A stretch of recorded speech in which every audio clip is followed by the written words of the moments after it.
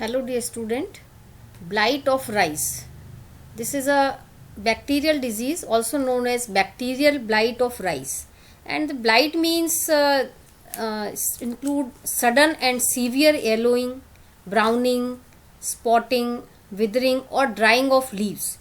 इसके अलावा लीव्स के अलावा भी फ्लावर, फ्रूट, स्टेम और द एंटायर प्लांट में भी affected.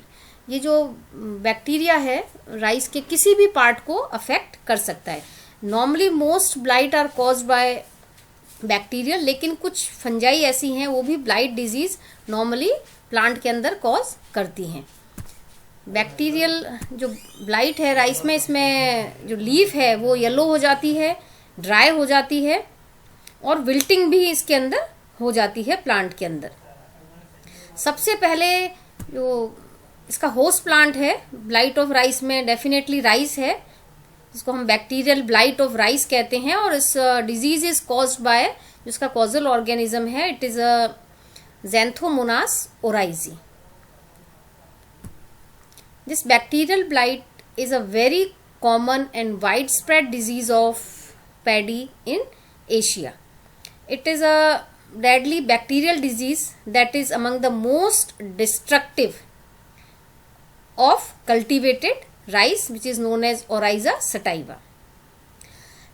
The disease was first reported from Japan in 1881, and in India the disease was first reported in 1951 from Bombay. Symptoms क्या है? Here you can see the symptoms of this disease. Bacterial blight first become evident as a water soaked streak that spread from the leaf tip and margin, becoming larger and eventually release a milky ooze that dries into yellow droplet. And this, it is a foliar disease which appear in early or late August and cause maximum damage during the heading stages. It first appear as a water soaked translucent spot on the leaf blade and sheath. On seedling, the infection appear tiny water soaked spot at the margin on the leaf. On leaf blade, the infection begin at the margin as a water soaked stripe, and this is resulting in the wavy margin and yellow leaf within few days. And the infection or lesion can cover the whole blade, turn white and later grayish, contaminated with various saprophytic fungi. And after infection, a turbid ooze of the bacterium streaming from the vascular bundle can be observed on dipping the cut end of affected leaves in clear water. And these symptoms observed at the tillering stage. Seedling wilt can be observed in 1 to 3 weeks after transplanting. And these जो infected spots होते हैं, they are gradually increased to form elongated yellow to straw colored streaks which may coalesce to form white blotches. The streak usually develop from tip toward the base. जैसे पहले बताया था, जो symptoms appear होते हैं वो टिप spread होते हैं from the leaf tip and margin, और उसके बाद इनका जो size होता है they are becoming larger and release a milky ooze that dries into a yellow droplet. In severely infected field, infection may reach the grain. जब पूरा का पूरा फील्ड ही इन्फेक्टेड हो जाता है तो लीफ के बाद जो इन्फेक्शन है वो ग्रेन्स तक भी पहुंच जाता है. The glumes become discoloured and water soaked spot develop on them. This causal organism, जैसे पहले भी आपको बताया था, the pathogen responsible for bacterial blight of paddy is Xanthomonas oryzae. It is an aerobic rod shaped non capsulated non spore forming and gram negative bacterium. ये कुछ characteristic feature हैं इस पैथोजन के जो कि ब्लाइट ऑफ राइस कॉज करता है, Xanthomonas oryzae का. नॉर्मली ग्राम नेगेटिव बैक्टीरिया है, नॉन कैप्सुलेटेड है और नॉन स्पोर फॉर्मिंग बैक्टीरिया है. इट इज जो उसका साइज है 0.5 to 0.8 into 1 to 2 micron in size. It is motile with a single polar flagellum. इसको आप डायग्राम में भी देख सकते हैं। इसमें जो फ्लैजिला है, एक सिंगल पोलर फ्लैजिला इनके अंदर मिलता है। The bacterium produces vaccine yellow coloured colonies on अगर medium and is incapable to reduce nitrate. The optimum temperature for its growth is 28 to 30 degree centigrade. जो मैक्सिमम टेम्परेचर है जहाँ की इन्फेक्शन का लेवल है सबसे ज़्यादा होता है वो 28 से 30 डिग्री सेंटीग्रेड के बीच में होता है। And it's thermal death point is 53 degree centigrade.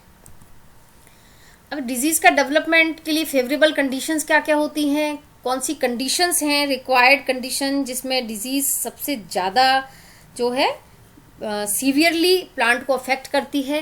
That is high relative humidity which is 83 to 93% and moderate temperature which is 26 to 30 degree centigrade favour the disease development. This disease usually occur during the early stage of planting from maximum tillering to panicle initiation. जैसे ही crop start होती है, inflorescence start होता है, वहीं से जो disease है वो स्टार्ट हो जाती है। Older plant are more resistant to the disease. जैसे जैसे प्लांट ओल्डर हो जाता है, पुराना जो प्लांट है वो रेजिस्टेंट हो जाता है इस डिजीज के प्रति। The disease is transmitted through seed. Infection occur through wound and stomata. Infected seed present in the water और those surviving in the debris left after harvest are also source of inoculum in the next planting season. ये जो normally जो infected seed होते हैं जो field के अंदर रह जाते हैं after harvesting, they are the very important source of inoculum for the next season. इसीलिए हम कहते हैं कि यदि एक फील्ड में सेम क्रॉप यदि नेक्स्ट दोबारा लगा दी जाती है तो वो जल्दी इन्फेक्ट हो जाती है। इसलिए नॉर्मली हम क्रॉप रोटेशन को प्रेफर करते हैं कि एक क्रॉप के बाद में दूसरी क्रॉप लगा देनी चाहिए, उसके बाद सेम क्रॉप को ग्रो करना चाहिए। The disease also disperse and spread by wind and rain water. High dose of nitrogenous fertiliser, excessive shade and close planting favour the disease. अब इसमें आपको ये भी ध्यान रखना है कि नाइट्रोजन जो फर्टिलाइजर है उसकी डोज को हमें कंट्रोल में रखना होगा, ज़्यादा शेड नहीं होनी चाहिए और प्लांट्स जो है वो पास पास नहीं होने चाहिए, क्योंकि उससे जो इन्फेक्टेड प्लांट से हेल्दी प्लांट भी बहुत जल्दी इन्फेक्ट हो जाता है यदि हम पास पास जो क्रॉप है वो उसका प्लांटेशन यदि पास पास काफ़ी क्लोजली कर लेते हैं तो। A severe impairment of grain development and consequent increase the panicle sterility. Irrigation water and splashing or wind blow rain can disseminate the bacterium from plant to plant. अभी कैसे एक प्लांट से दूसरे प्लांट में ट्रांसमिट हो जाता है? Once the bacterium enter the water pore or any opening on the leaf, it multiply in vessel in which it open. The earlier the disease occur, the higher the yield loss. यदि young stage में ही, vegetative stage में ही यदि disease जो plant है वो infect हो जाता है इस बैक्टीरियम से, तो उसका जो यील्ड लॉस है वो बहुत ज़्यादा होता है। Infection at blooming stage does not affect yield but result in poor quality and high proportion of broken kernels. Disease cycle, किस तरह से डिजीज का जो कंप्लीट साइकिल है वो एक स्टेज से दूसरे स्टेज में कैसे ट्रांसफर होती है? इट इज अ प्रिंसिपली है vesicular disease. Seed and disease troubles are mainly the primary source of infection. The secondary infection spread due to wind borne rain splashes and gain entry into the host through wound and stomata. तो ये तो हो गया कि जो primary source है infection का वो तो मेनली सीड है। जो सेकेंडरी इन्फेक्शन होता है वो विंड के द्वारा हो सकता है, रेन स्प्लैश के द्वारा हो सकता है, या फिर उसकी जो बैक्टीरिया की एंट्री है थ्रू वुंड या स्टोमेटा के थ्रू भी वो प्लांट के अंदर एंट्री कर सकता है। High dose of nitrate, silicate and magnesium in the soil is also the reason for the infection. Here you can see the complete disease cycle of blight of rice. देख सकते हैं इसमें। अब डिजीज जो plant है, देखिए आप ये this disease plants also infect the other plant parts और infect the infected inflorescence, and when the inflorescence या other part of the plant are infected, then if inflorescence is infected then seeds are also infected, and other parts are infected then they infected straw, and after that they जो seeds हैं the perennation of bacteria in seed और in straw. This is a primary cycle. तो active phase primary cycle में mainly क्या हो गया, seed हो गया या उसका कोई भी वेजिटेटिव पार्ट हो गया. तो सीड्स और straw they are the primary main source of primary inoculum. Here the development of primary inoculum. and इसके बाद जो secondary cycle चलती है उसमें secondary infection is mainly through the wind or water, dissemination by wind or water. After that infect plant through wound or artificial cut ends of seedling leaves or through natural opening. And after that infection to seedling, multiplication of bacteria and the movement of bacteria in both upward and downward direction, and after that the complete plant is infected. यहाँ हम देख सकते हैं जो disease plant है वो दूसरे plant part को या इन्फ्लोरेसेंस को अफेक्ट करता है. साथ ही साथ जो डिजीज प्लांट है उससे जो एक्सुडेशन ऑफ ऊजेस या bacteria on host surface leaves etcetera, इससे क्या होगा, जो dispersal of bacteria by wind, rain और contact with leaf of other plant can cause infection.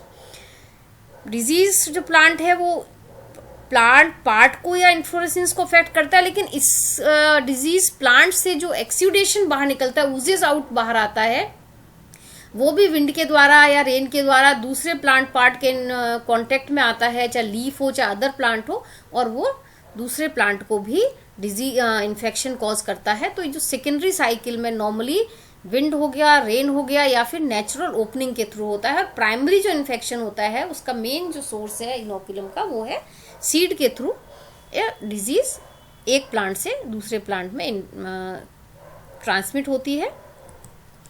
अब हम जो मेन डिजीज है इसको हम कैसे कंट्रोल कर सकते हैं. The following measure can be adopted to control the disease incidence. One of the good measure is to treat seeds with 0.025% water solution of agromycin plus 0.05% wettable seracin for 12 hours and then transfer them to hot water at 52 to 54 degrees centigrade for 3 minutes. Initial infection can be checked by dipping seed for 8 hours in 0.1%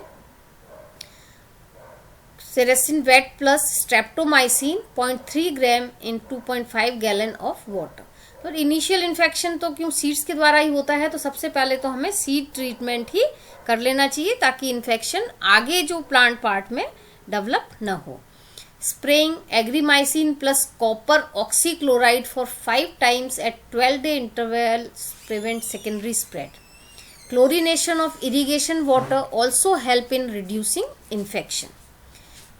And burning of infected straw and stubble to destroy the bacteria present is also a good measure. By sowing of nursery bed in disease-free isolated areas to prevent the inflow of primary inoculum into feed. Starting में हम nursery में भी हम disease free plant को grow कर सकते हैं ताकि जो प्राइमरी इनोकुलम है उस फील्ड के अंदर उससे हम प्लांट को सेव कर सकते हैं. Pruning of top portion of the host should be avoid.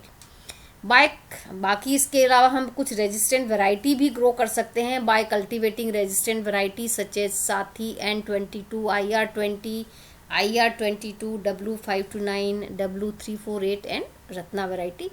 Resistant variety को ग्रो करके भी हम इस डिजीज से बच सकते हैं. तो मेन पॉइंट्स क्या है डिजीज कंट्रोल के. लास्ट में यदि हम देखें, planting resistant varieties is effective way to control bacterial blight.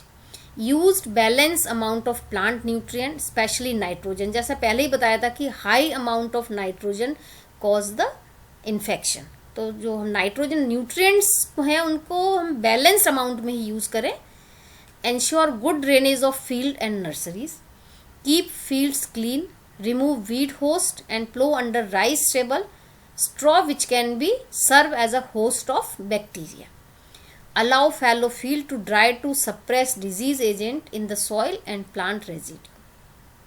Seed treatment with bleaching powder and zinc sulfate reduce bacterial blight. Copper compound and antibiotic का यूज हम कर सकते हैं इस डिजीज को कंट्रोल करने के लिए. And last application of streptocycline 6% हम स्प्रे कर सकते हैं इन्फेक्टेड पार्ट्स को. तो इस तरह से जो मेन पॉइंट्स हैं डिजीज कंट्रोल के किस तरह से इस डिजीज़ को हम कंट्रोल कर सकते हैं। Thank you.